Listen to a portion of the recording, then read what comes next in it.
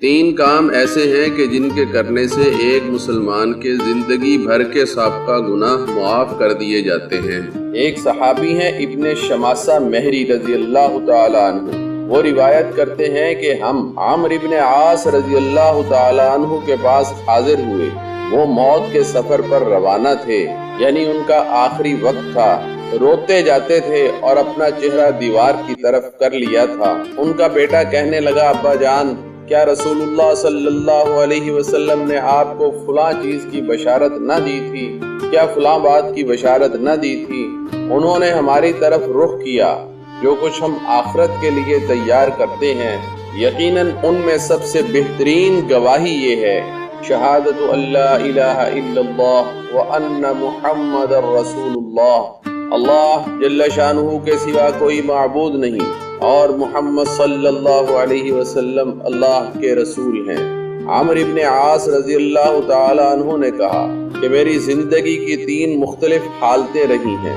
پہلا یہ کہ میں نے اپنے آپ کو اس حالت میں پایا کہ رسول اللہ صلی اللہ علیہ وسلم کے ساتھ مجھ سے زیادہ بغض کسی کو نہ تھا، اور نہ اس کی نسبت کوئی اور بات مجھے زیادہ پسند تھی کہ میں آپ صلی اللہ علیہ وسلم پر قابو پا کر نعوذ باللہ آپ کو قتل کر دوں۔ اگر میں اس حالت میں مر جاتا تو یقیناً جہنم میں چلا جاتا۔ دوسرے مرحلے میں میری حالت یہ رہی، جب اللہ جل شانہ نے میرے دل میں اسلام کی محبت پیدا کر دی تو میں جناب رسول اللہ صلی اللہ علیہ وسلم کی خدمت میں حاضر ہوا۔ میں نے عرض کی، اپنا دایاں ہاتھ بڑھائیے تاکہ میں آپ کی بیعت کر سکوں۔ آپ صلی اللہ علیہ وسلم نے اپنا دایاں ہاتھ بڑھایا تو میں نے اپنا ہاتھ کھینچ دیا۔ آپ نے فرمایا، عمرو، تمہیں کیا ہوا ہے؟ میں نے عرض کی، اسلام لانے سے پہلے ایک شرط رکھنا چاہتا ہوں۔ فرمایا، کیا شرط رکھنا چاہتے ہو، بتاؤ۔ میں نے عرض کی، شرط یہ ہے کہ میرے گناہ جو میں نے اسلام سے پہلے کیے ہیں وہ معاف کر دیے جائیں، مجھے معافی مل جائے۔ آپ صلی اللہ علیہ وسلم نے فرمایا، عمرو، کیا تمہیں معلوم نہیں ہے کہ اسلام ان تمام گناہوں کو مٹا دیتا ہے جو اس سے پہلے کیے گئے تھے، اور ہجرت ان تمام گناہوں کو مٹا دیتی ہے جو ہجرت سے پہلے کیے گئے ہوں، اور حج ان تمام گناہوں کو مٹا دیتا ہے جو حج سے پہلے کیے گئے ہوں۔ عمرو بن عاص رضی اللہ تعالیٰ عنہ کہتے ہیں، اس وقت مجھے رسول اللہ صلی اللہ علیہ وسلم سے زیادہ محبوب کوئی نہ تھا، اور نہ آپ سے بڑھ کر میری نظر میں کسی کی کوئی عظمت تھی۔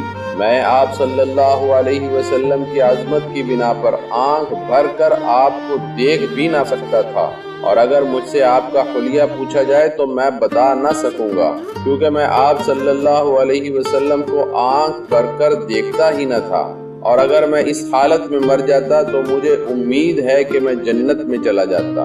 پھر میری زندگی کا تیسرا مرحلہ آتا ہے۔ ہم نے کچھ چیزوں کی ذمہ داری لے لی، میں نہیں جانتا کہ اس میں میرا حال کیسا رہا۔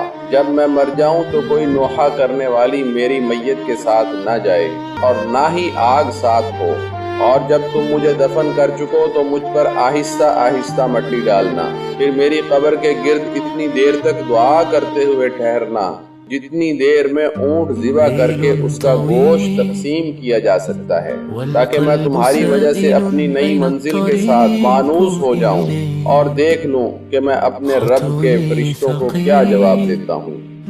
لیکنی اعرف انی اعود الیہ